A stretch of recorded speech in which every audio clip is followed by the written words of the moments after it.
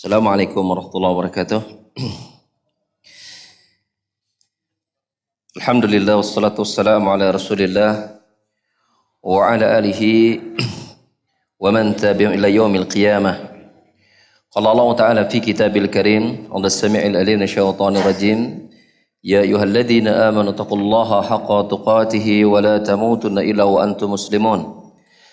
يا أيها الناس اتقوا ربكم الذي خلقكم من نفس واحدة وخلق منها زوجها وبث منهما رجالا كثيرا ونساء واتقوا الله الذي تساءلون به والأرحام إن الله كان عليكم رقيبا يا أيها الذين آمنوا اتقوا الله وقولوا قولا سديدا يصلح لكم أعمالكم ويغفر لكم ذنوبكم وما يطع الله ورسوله فقد فاز فوزا عظيما أما بعد فإن خير الكلام كلام الله وخير الهدى هدى محمد صلى الله عليه وسلم وشر الأمور محدثاتها وكل محدثة بدعة وكل بدعة ضلالة وكل ضلالة في النار.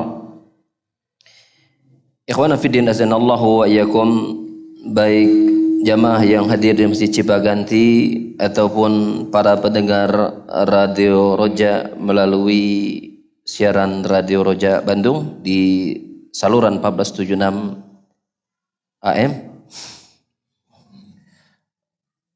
Seyogianya hari ini adalah Ustadz kita, Ustadz Abu Haider Hafidhahullah Ta'ala, yang akan memberikan kajian sebagaimana itu disampaikan dalam informasi-informasi sebelumnya, baik melalui informasi langsung ataupun melalui media sosial. Namun qadarullah wa masya'a fa'ala, beliau berhalangan hadir pada sore kali ini, ya, dan hadirlah saya di sini tentunya. Dan mudah-mudahan keberadaan kita di tempat ini, walaupun tidak bersama Ustaz kita, dapat terus memberikan faedah yang besar buat kita, dapat terus menambah catatan amal kebaikan kita, dan mudah-mudahan kedatangan kita ke sini juga dapat menggugurkan dosa-dosa kita. Amin Allahumma amin. Jamaah sekalian, materi yang kita bahas pada kesempatan kali ini mungkin materi yang sangat biasa, ya, yang sudah sering didengar dan dijelaskan serta mungkin sudah sering kita bahas. Namun tidak ada salahnya untuk kemudian kita mengulang kembali, ya, plus barangkali ada penekanan-penekanan yang di situ perlu kita berikan tambahan satu atau dua bagian.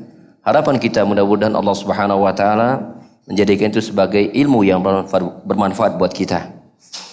Yaitu satu bagian dari nama Allah Subhanahu wa taala yang kita ambil dalam kitab fikih Asmaul Husna, yaitu Allah Al-Afu, Al-Ghafur, Al-Ghaffar, At-Tawwab.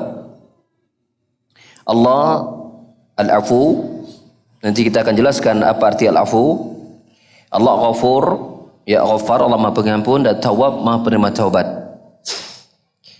Tentang ayat-ayat yang berkaitan dengan hal ini, di antaranya Allah Subhanahu wa taala berfirman tentang namanya, ya, Al-Afu.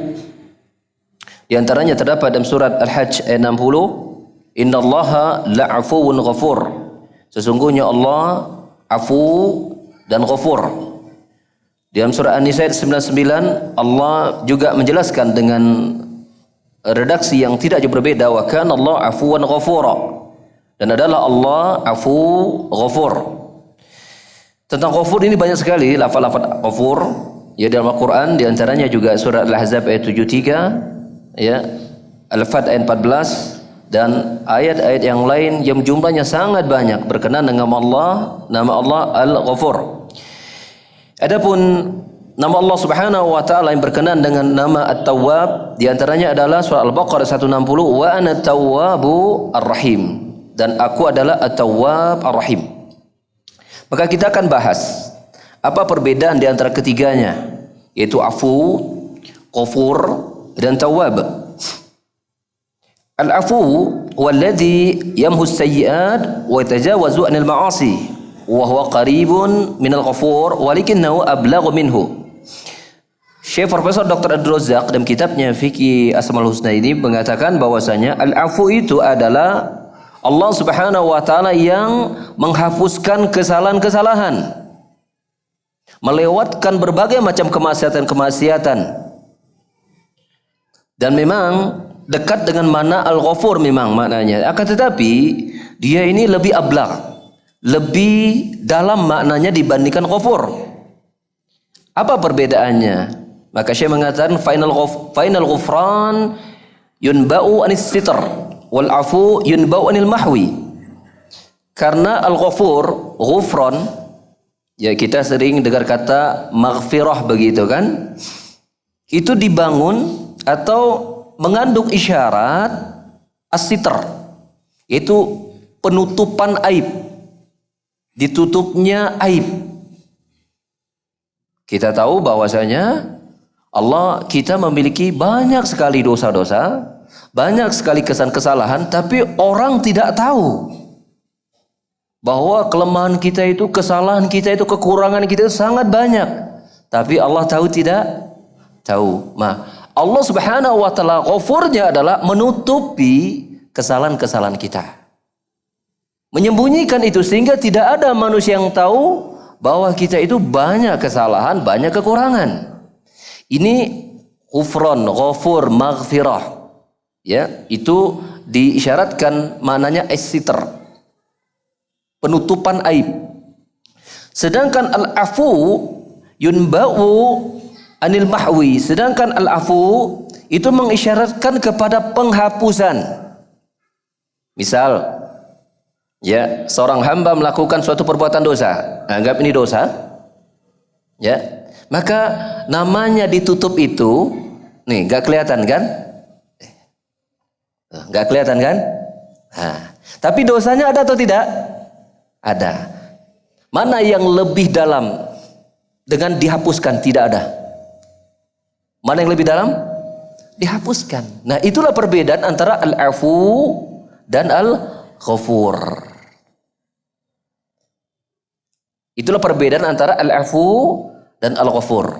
Maka kita mengatakan bahwasanya al-afu sebagai nama Allah itu lebih dalam daripada ghufran, al-ghafur. Sehingga al-afu pasti al-ghafur belum tentu al-afu. Ada kesan begitu.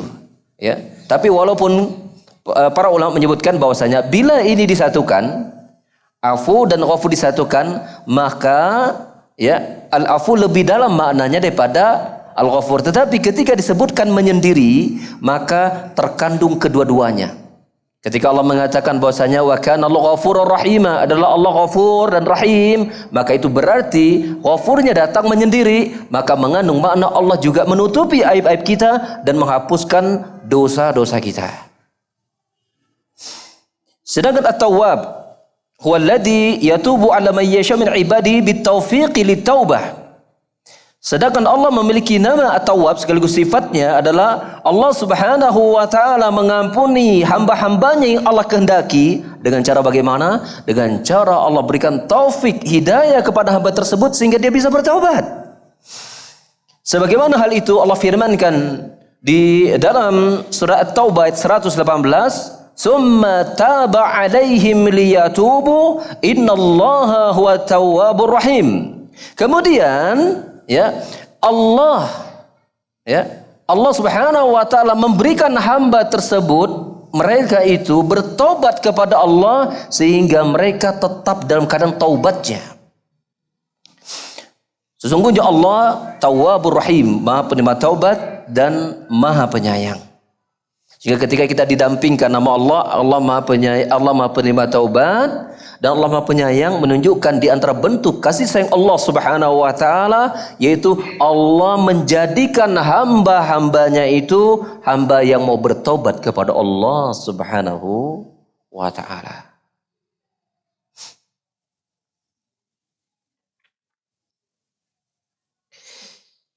Wal-afu, berkata Syekh berikutnya, wal-afu wal maghfiratu min lawazimi dzatihi la yakun kadhalik. Allahu akbar. Al-afu, ya, memaafkan dan mengampuni, ini merupakan ya kandungan dari zat Allah Subhanahu wa taala. Merupakan sesuatu yang mesti ada pada diri Allah Subhanahu wa taala.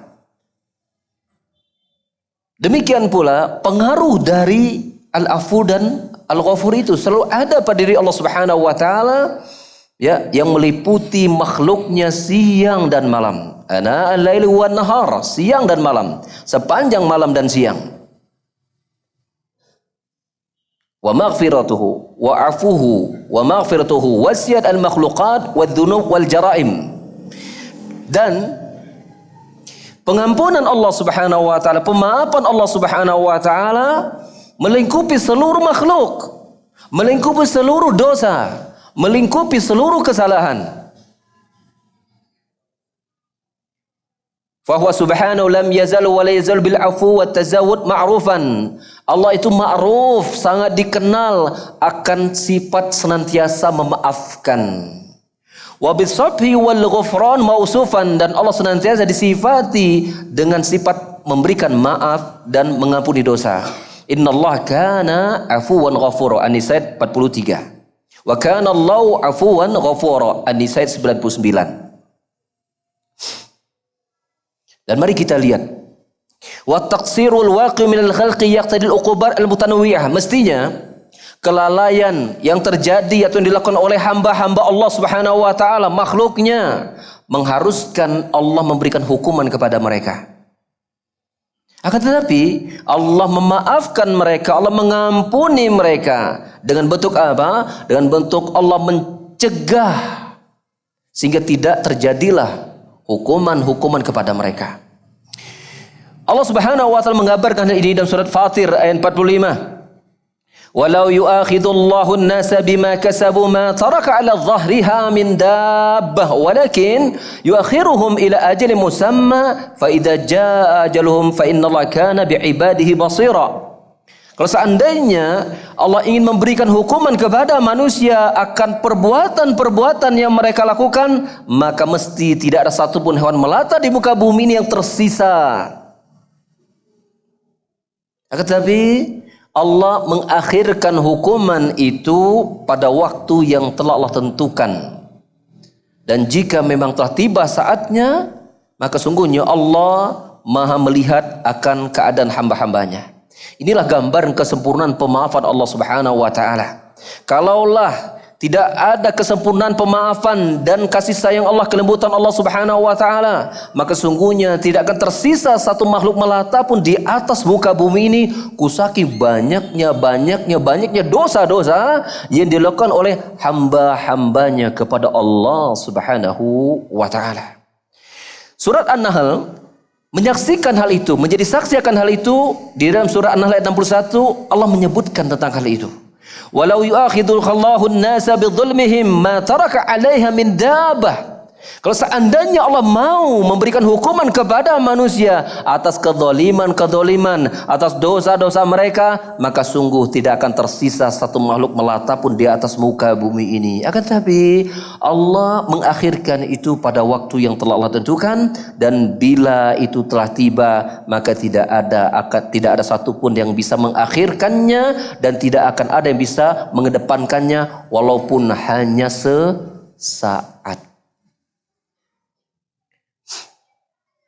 Dalam sebuah hadis yang diriwayatkan oleh Imam Bukhari dan Muslim dalam sahihain dari sahabat Abu Musa al-Asy'ari, dia berkata, qala Rasulullah sallallahu alaihi wasallam, Rasulullah sallallahu alaihi wasallam bersabda, laisa ahadun aw laisa syai'un asbara ala adan sami'ahu min Allah, innahum la yad'una lahu waladan wa innahu la yu'afihim wa yarzuquhum. Kata Rasulullah sallallahu alaihi wasallam, laisa ahad atau laisa syai', tidak ada satupun yang paling kuat bersabarnya atas gangguan yang didengar olehnya mengalahkan Allah Ta'ala. Mereka itu manusia mengklaim, menyatakan Allah punya anak, sesuatu yang sangat menyakitkan Allah Subhanahu wa taala ketika mereka mengatakan Allah punya anak. Tapi lihat, Allah sangat kuat bersabarnya. Allah tetap memberikan pemaafan kepada mereka dan terus memberikan rezeki kepada mereka.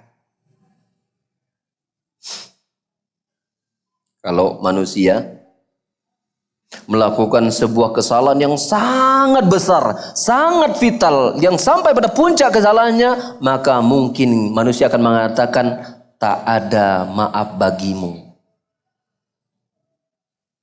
Tapi lihat, mengatakan Allah punya anak, ini menyakiti Allah, termasuk perbuatan kesyirikan, dan kita mengetahui Allah tidak akan mengampuni dosa syirik seperti itu. Tapi manusia yang mengatakan seperti itu dan meyakini Allah punya anak itu, terus dan terus Allah berikan rezeki. Sampai hari ini kan, manusia yang hidup di zaman kita sampai hari ini, yang masih meyakini Allah punya anak, tetap Allah berikan rezeki pada mereka. Namun Allah memaafkan mereka bukan berarti Allah membiarkan mereka. Bedakan itu.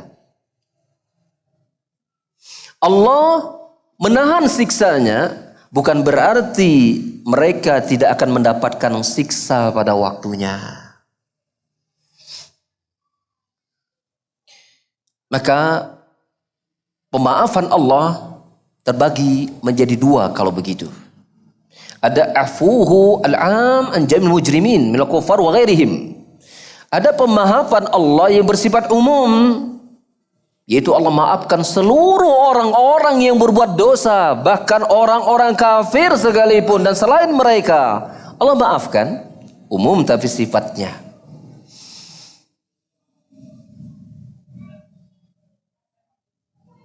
Yang kedua, pemaafan Allah yang bersifat khusus, yaitu pengampunan Allah kepada orang-orang yang minta ampun kepada Allah Subhanahu wa taala.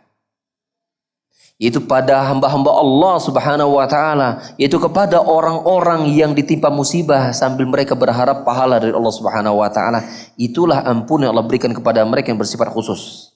Adapun maksudnya pengampunan Allah yang bersifat umum, apa bentuknya tadi?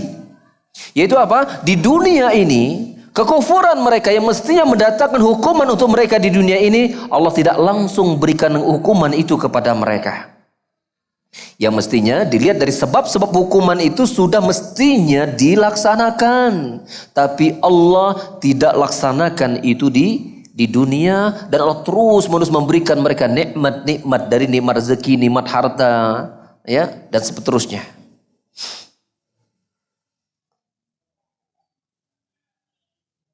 Apakah kemudian kita mengatakan orang musyrikin di zaman kita sekarang, orang-orang kafir di zaman kita sekarang, apakah mereka kemudian hidupnya menderita dan tidak merasakan senang sama sekali? Jawaban kita ada.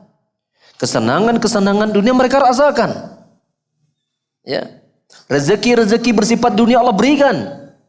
Kita bisa mengatakan bisa jadi orang-orang yang tidak beriman kepada Allah itu lebih sehat, lebih kuat fisiknya, lebih banyak hartanya.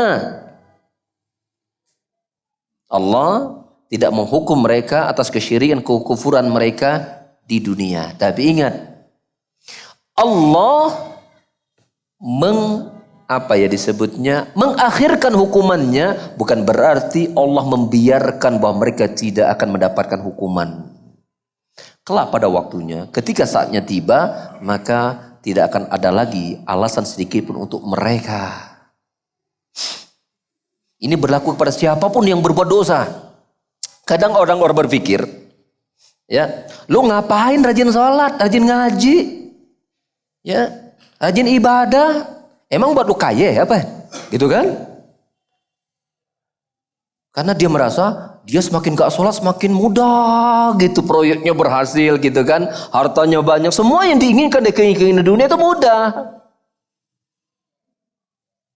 Giliran ente rajin sholat, ente kere, buat apa gitu kan?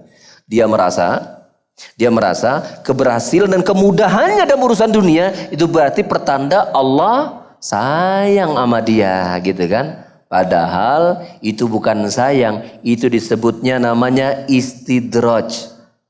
Kalau bahasa setempat kita di sini di Bandung disebutnya disungkun ku Allah Ta'ala. Ditangguhkan hukumannya maksudnya. Maka Rasulullah sallallahu alaihi wasallam bersabda, "Idza ra'aitallaha yubtil abda minad dunya yusibuhu minad dunya ala ma'asihi fa innahu istidraj." Jika engkau melihat ada seseorang yang Allah berikan berbagai macam kenikmatan dunia untuk semakin mengokohkan dan mensukseskan urusan dunianya, pahamilah bahwa itu adalah apa? Istidraj. Jadi kita ini harus waspada nih. Yang tadinya rajin ngaji gitu kan, rezekinya seret. Sekarang aneh nggak rajin ngaji, rezeki aneh bertambah. Hati-hati tuh. Hati-hati tuh. Jangan-jangan apa? Ia dilancarkan berbagai macam urusan dunianya, tapi dia sedang menuju kehancurannya di alam akhiratnya. Na'udzubillah. Tapi demikianlah, betul Allah memaafkan dan mengampuni hamba-hambanya. Ini Allah lakukan secara umum. Berlaku kepada orang-orang kafir, berlaku kepada orang-orang yang banyak berbuat dosa. Tidak Allah segerakan adabnya untuk mereka di dunia. Tapi ingat, Allah mengakhirkan bukan berarti Allah membiarkan bahwa mereka tidak akan diberikan adab. Pada waktunya akan tiba itu untuk mereka dan akan mereka rasakan. Adapun pemaafan Allah yang bersifat khusus, nah ini yang sangat kita butuhkan. Yaitu apa? Yaitu pengampunan Allah, pemaafan Allah bagi orang-orang yang mau bertobat dan meminta ampun kepadanya, selalu berdoa kepada Allah. Dan Allah berikan kepada orang-orang yang ditimpa dengan berbagai macam musibah, lalu kemudian dengan itu mereka iringi harapan yang besar semoga Allah memberikan balasan pahala ganjaran atas musibah-musibah yang menimpa mereka. Maka fakullu man taba ilaihi taubatan nasuha wal khalisatu liwajhillahi al-'ama syamilati allati la yushibuha taraddud wal israr fa inna Allah yaghfiru lahu min ay dzambin kan min kufrin wa fusuqin wa isyan. Maka siapapun itu yang kemudian dia bertobat kepada Allah dengan tobat yang sesungguhnya murni karena mengharapkan bertemu dengan wajah Allah, yang dia tidak ragu sedikit pun bahwa Allah akan mengampuni dosanya dan tidak meneruskan kembali perbuatan-perbuatan dosanya tersebut, maka Allah akan mendatangkan ampunan baginya dan Allah tidak peduli jenis dosanya. Apakah dosanya dia kafir, dulunya kafir, kemudian dia bertobat kepada Allah, meninggalkan kekufurannya dan masuk ke dalam agama Allah Subhanahu wa taala, dan juga dengan berbagai macam kefasikan dosa-dosa yang ada. Allah enggak peduli itu. Jadi seseorang yang kemudian mau kembali kepada Allah, mau kembali berada di jalan Allah Subhanahu wa taala, maka jangan pernah melihat ke belakang. Aduh, dosa saya udah banyak nih, gitu kan? Jangan pernah. Sebesar apapun dosa yang kita lakukan, maka Allah itu lebih maha besar untuk mendatangkan ampun dan pemaafannya kepada mereka yang mau kembali kepada Allah Subhanahu wa taala. Dan orang-orang seperti inilah yang dimasukkan dalam firman Allah Subhanahu wa taala surah Az-Zumar ayat 53. Qul ya ibadiyalladzina asrafu ala anfusihim la taqnatu min rahmatillah innallaha yaghfirudz dzunuba jami'a innahu huwal ghafurur rahim. Katakan Muhammad, sampaikan kepada umatmu, wahai para hamba-hambaku yang mereka telah melampaui batas atas diri-diri mereka. Apa? Sampaikan kepada mereka, la taqnatu min rahmatillah. Jangan pernah berputus asa dari kasih sayang Allah Subhanahu wa taala. Sungguhnya Allah akan mendatangkan ampunan atas seluruh dosa.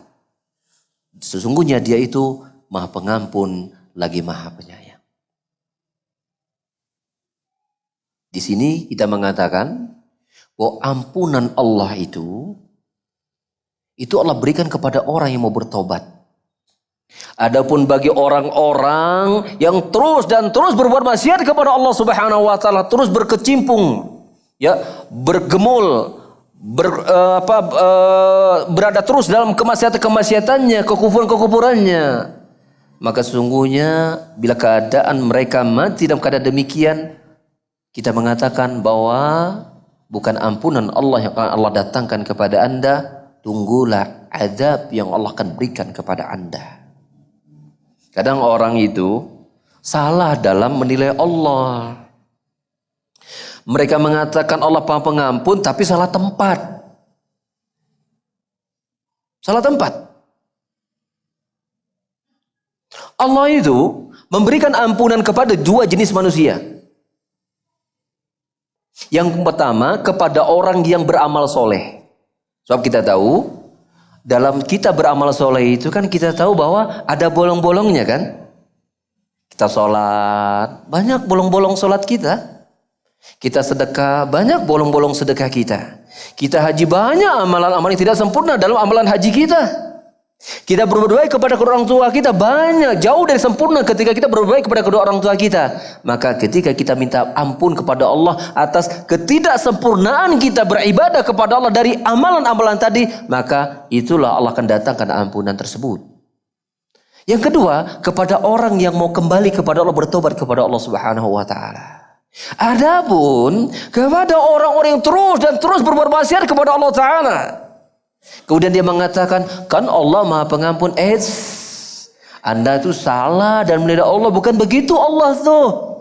Kalau Anda terus berbuat maksiat kepada Allah Subhanahu wa taala, ingat Allah itu syadidul iqab, syadidul adab. Allah itu sangat keras adabnya kepada siapa? Kepada ente-ente ini. Jadi salah sikap. Allah Maha Pengampun itu kalau ente mau bertobat dan kembali kepada Allah, meninggalkan maksiat, betul Allah kau akan dapat, Allah Maha Pengampun. Allah tidak peduli sebesar apapun, seberat apapun, seluas apapun dosa yang telah kau lakukan. Baik kekufuran, kesyirikan, kemaksiatan, Allah tidak peduli itu. Selama Anda mau kembali kepada Allah, Allah akan datangkan ampunannya. Tapi bila Anda tidak mau kembali kepada Allah, maka Allah akan datangkan yang lain. Namanya apa? Adab. Maka tepatlah Anda mestinya harus melihat Allah Subhanahu wa taala. Kapan Anda memandang Allah itu Maha Pengampun? Ketika Anda mau beramal soleh dan Anda mau bertobat kepada Allah Subhanahu wa taala. Rasulullah sallallahu alaihi wasallam menukilkan sebuah hadis yang disebut kenal dengan hadis qudsi, di mana Allah taala berfirman dalam riwayat At-Tirmidzi, "Ya bani Adam, innaka ma da'awtani wa rajautani ghafartu laka ma kana fika wa la ubali." Wahai anak-anak Adam, sesungguhnya tidaklah engkau berdoa kepadaku dan mengharapkan ampunan dariku, maka aku akan datangkan ampunan untukmu dan aku tidak peduli, kata Allah. Aku tidak peduli akan dosa-dosamu di masa lalu, aku enggak peduli, kata Allah Ta'ala. Ya bani Adam, law ataitani biqarabil ardi khataya thumma lakitani la tusyriku bi syai'an la ataituka biqarabiha maghfiratan. Wahai anak Adam, kalau seandainya engkau datang kepadaku dengan sepenuh jagat raya, sepenuh bumi membawa dosa-dosa, kemudian engkau datang kepadaku tidak menyekutukanku dengan sedikit pun, maka aku akan datangkan kepada untukmu juga ampunan sebesar itu pula. Demikian pula Allah Subhanahu wa taala mendatangkan ampunan, mengampuni kesalahan-kesalahan mereka, menggugurkan dosa-dosa mereka melalui pintu amal-amal kebajikan yang mereka lakukan. Sebagaimana Allah berfirman, "Innal hasanati yuzhibnas sayyi'at." Hud ayat 114. Sesungguhnya kebaikan-kebaikan itu akan menghilangkan keburukan-keburukan. Sebagaimana juga dengan sebuah hadis riwayat Tirmidzi, Rasul bersabda, "Wadbis sayyi'atal hasanata tamhuha." Ikuti keburukan itu dengan kebaikan, maka kebaikan itu akan menggugurkan keburukan tersebut. Dan tidak ada kebaikan pertama yang menyertai sebuah dosa kecuali adalah apa? Taubat kepada Allah Subhanahu wa taala. Demikian juga bentuk Allah Subhanahu wa taala mengampuni hamba-hambanya melalui pintu-pintu musibah. Melalui pintu-pintu musibah.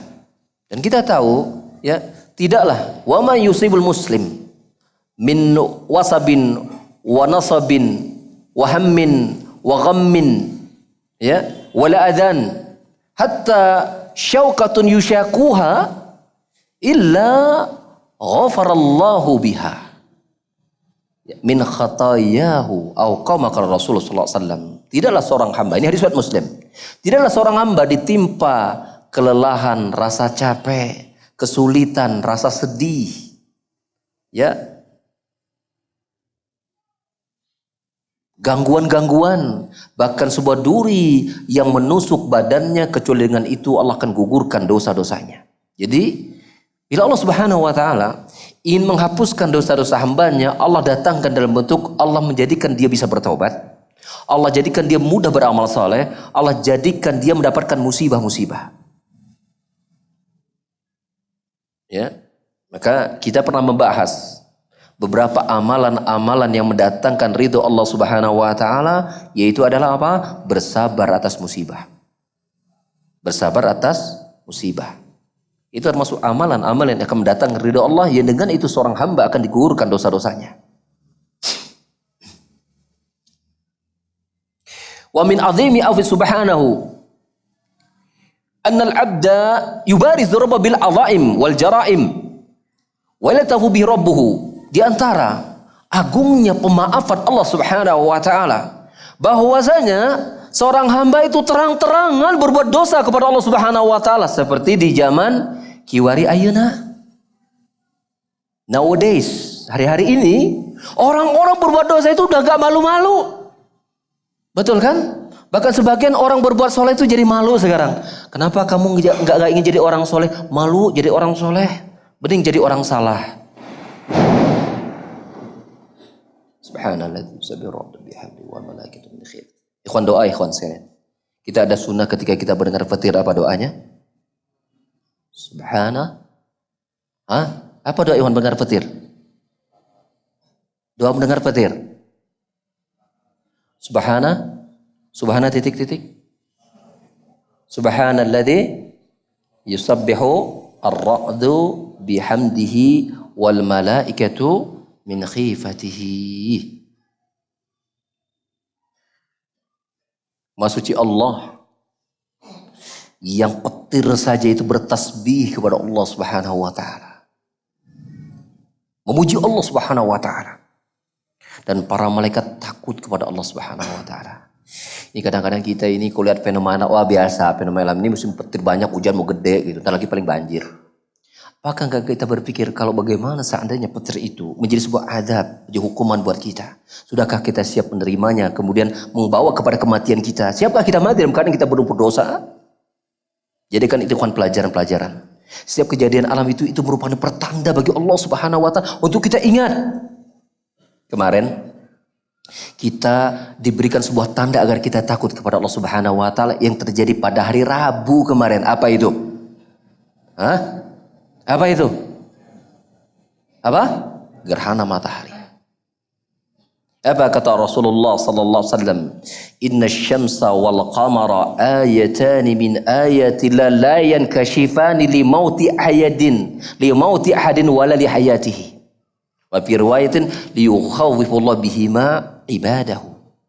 Fa idza ra'aitumuhuma fad'ullaha wa sallu wa kabbiru wa tasaddaqu. Muttafaqun alaih, Bukhari Muslim. Sungguhnya matahari dan bulan itu adalah dua tanda dari tanda-tanda kebesaran Allah Subhanahu wa taala, dan tidaklah dia tertutup, yang kita sebut dengan gerhana, karena ada hubungannya dengan kehidupan dan kematian seseorang, tidak sama sekali. Dengan itu Allah ingin memberikan apa? Agar para hamba-hambanya merasa takut kepada Allah Subhanahu wa taala.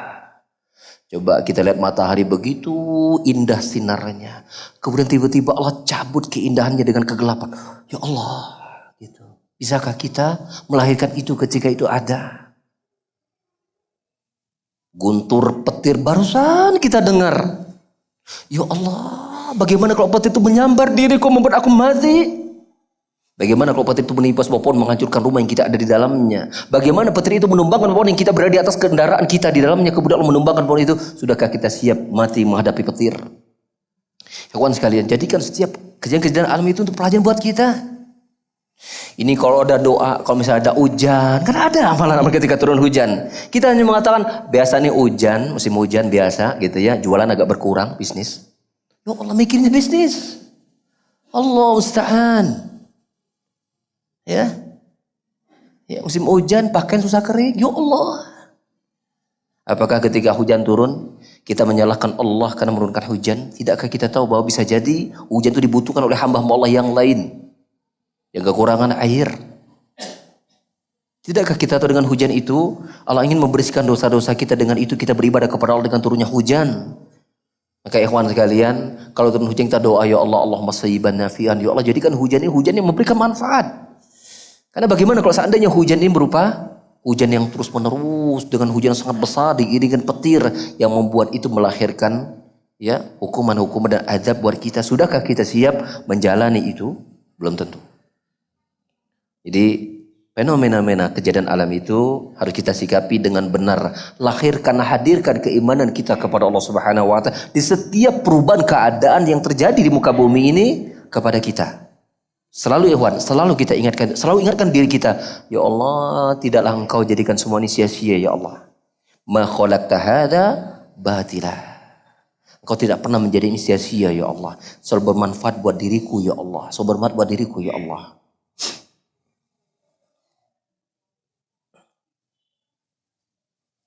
Dan tahukah kita ketika kita kembali kepada Allah, bertobat kepada Allah, membenamkan hati kita dalam kenikmatan beribadah kepada yang sudah lama kita tinggalkan, tahukah kita merasakan kebahagiaan, tetapi tahukah kita Allah lebih bahagia lagi dengan kembalinya kita di jalan Allah Subhanahu wa Ta'ala. Tanyakan kepada orang-orang yang bertobat dan sudah kembali kepada Allah, bahagiakah mereka? Jawabannya, iya bahagia. Tapi tahukah kita Allah itu lebih bahagia dengan kebahagiaan yang kita rasakan, bahkan melebihi kebahagiaan dengan seseorang yang membawa berbagai macam perbekalan dalam perjalanannya di sebuah gurun pasir dengan di atas kendaraannya yang membawa perbekalannya, kemudian ya suatu waktu kendaraannya hilang. Dia mencari sana kemari nggak ketemu, kemudian dia beristirahat di sebuah pohon dan tertidur. Kemudian ketika bangun dia dapati kendaraan yang membawa perbekalannya itu kembali berada di sampingnya. Saking senangnya dia berkata, Allahumma anta abdi wa anna rabbuk. Ya Allah, engkau tuh hambaku, aku adalah Tuhanmu. Ya, akhta'a min syiddati farah. Dia salah dalam ucapannya. Saking apa? Senengnya dia karena menemukan sesuatu yang sangat barangkali ini jadi selamat di nyawa aneh gitu kan begitu. Dia bersyukur pada Allah Subhanahu wa Ta'ala. Bahagia enggak? Coba kita bayangkan.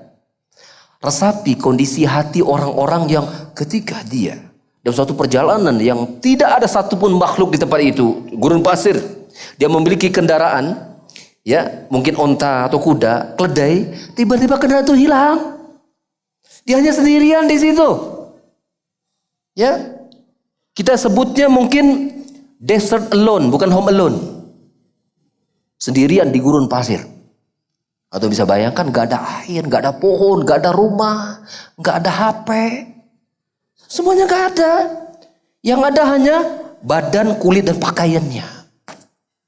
Kira-kira yang dia pikirkan saat itu apa? Mati dah gua. Benar gak?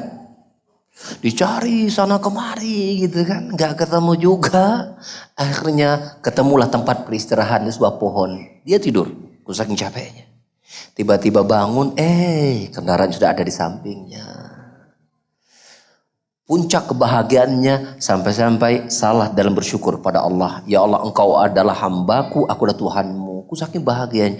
Allah itu lebih bahagia daripada yang seperti itu. Seandainya kita bertobat kepada Allah, kita senang.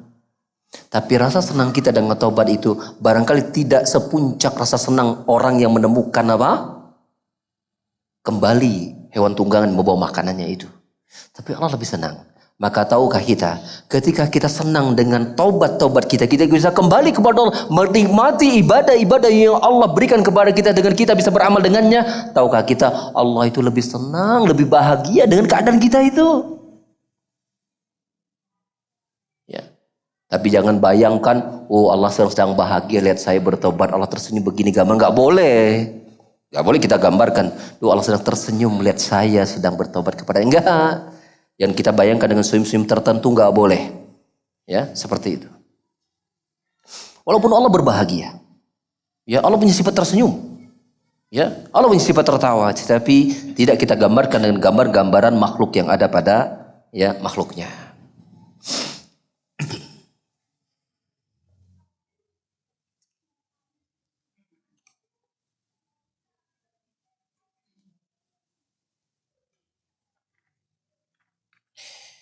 Allah At-Tawwab, Maha penerima taubat,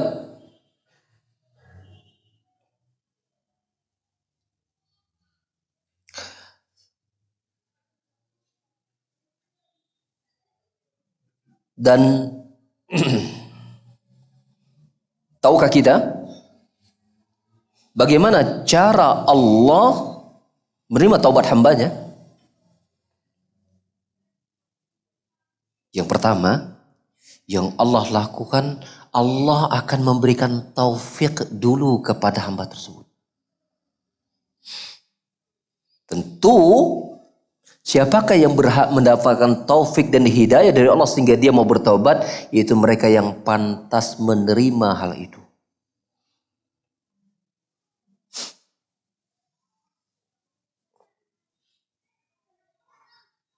Itu ada pada orang-orang yang memang hatinya terus dan terus menjerit akan dosa-dosanya. Ada loh seseorang yang dia terus berkecimpung dari perbuatan maksiatnya sambil terus dia menjerit akan perbuatan dosa-dosanya. Dan itu mungkin jumlahnya banyak. Hatinya, lisannya sebenarnya tidak berhenti untuk memanggil, ya Allah, begitu kan, sudah banyak dosaku, ya Allah, ampuni ya Allah, besok diulangi lagi gitu kan. Tapi menjerit lagi. Sampai akhirnya pada puncaknya dia telah merasakan tingkat kegundahan yang tak bisa terbendungkan lagi oleh hatinya, sampai akhirnya dia memasrahkan tawakalnya kepada Allah agar Allah ya memalingkan dia dari kemaksiatan yang selama ini dia pertahankan. Dalam puncak kegundahan gulana itulah Allah mendatangkan taubatnya kepada hamba tersebut. Dan ketika Allah berikan taufik hidayah kepada dirinya, yang membuat dirinya merasakan kekuatan yang luar biasa untuk meninggalkan maksiat-maksiatnya, kemudian Allah ubah keburukannya menjadi amalan kebaikan, yang terus dia beramal soleh sambil, ya Allah ampuni dosaku ya Allah. Dia terus sholat, dia terus beribadah kepada Allah Subhanahu wa Ta'ala sambil dia berdoa, ya Allah ampuni dosa-dosa masa lalu ya Allah, ampuni ya Allah. Maka Allah akan berikan ampunan kepada hamba tersebut. Maka kita itu jangan pernah kita berhenti untuk terus beramal soleh dan terus minta kepada Allah agar Allah mengampuni kesalahan-kesalahan kita di masa lalu. Kita memang tidak bisa memastikan dan meyakini apakah taubat kita diterima. Betul. Tetapi Allah tidak akan zalim. Allah tidak buta melihat kesungguhan hamba-hambanya. Allah mengetahui hati kita.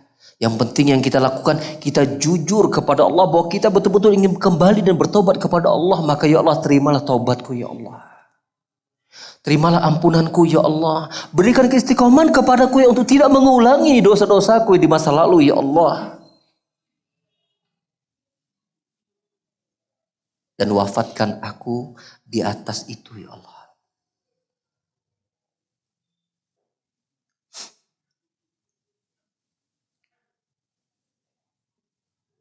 Kita tutup dengan sebuah hadis Nabi SAW dalam hadis Bukhari Muslim dari sahabat Abu Hurairah radhiyallahu an. Dan Nabi SAW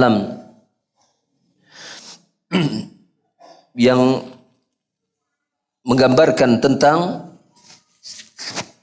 firman Allah Subhanahu wa Ta'ala yang kita kenal dengan hadis qudsi. Dan antum dengarkan baik-baik firman Allah melalui ucapan Rasulullah sallallahu alaihi wasallam. Ini ucapan Allah yang sangat luar biasa. Allah berkata begini, "Aznaba 'abdun dzamban, faqala Allahumma ighfir li dzambi."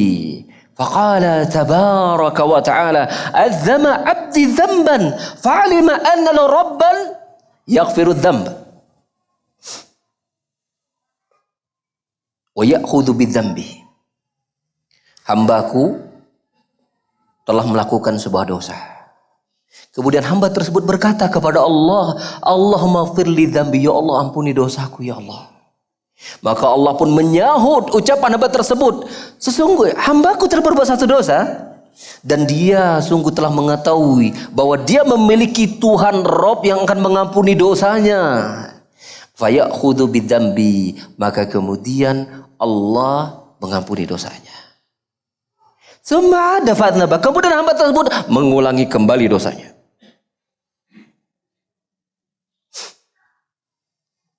Faqala, dia ulang dosanya yang kedua kalinya, tapi kembali dia datang kepada Allah dengan mengatakan, Rabbighfir li dzambi, ya Allah ampuni dosaku ya Allah. Mungkin itu pernah kita lakukan, kita berbuat dosa kemudian kita bertobat kepada Allah, kemudian kita ulangi lagi, kemudian kita kembali kepada Allah, ya Allah kok saya ulangi lagi ya Allah dosa-dosaku ya Allah, kepadamu telah aku taubati ya Allah. Tapi kembali Allah mengatakan apa? Ya, Allah mengatakan apa? Abdi aznaba abdan, hambaku telah melakukan dosa yang dia ulangi lagi.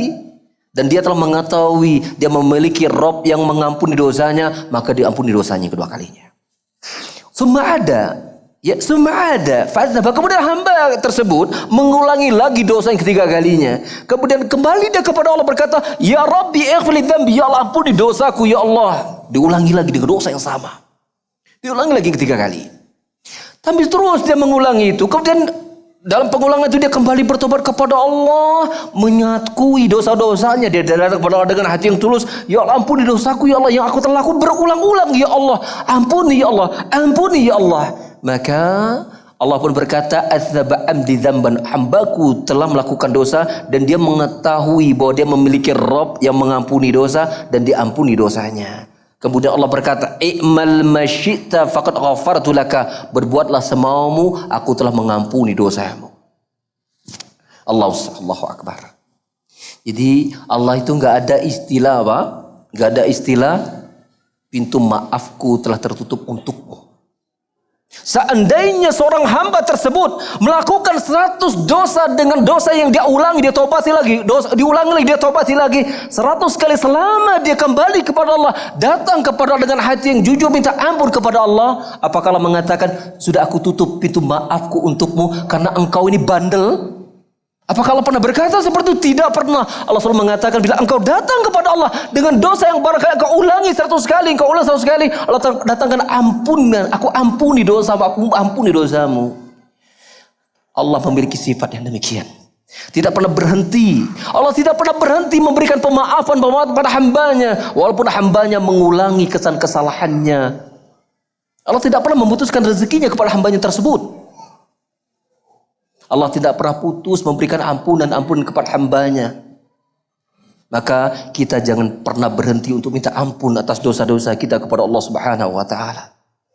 Allah demikian luas rahmatnya, demikian Masya Allah, kasih sayangnya pada kita. Gak pernah berhenti untuk selalu menyambut kita dengan kasih sayangnya bila kita mau kembali kepadanya. Allah tidak peduli dengan pengulangan dosa kita. Setiap kali kita kembali dan mau kembali kepada Allah, mesti Allah akan datangkan ampunan kasih sayangnya kepada kita. Maka ikhwan sekalian, teruslah kita mendekati Allah. Teruslah kita minta ampun kepada atas dosa-dosa kita.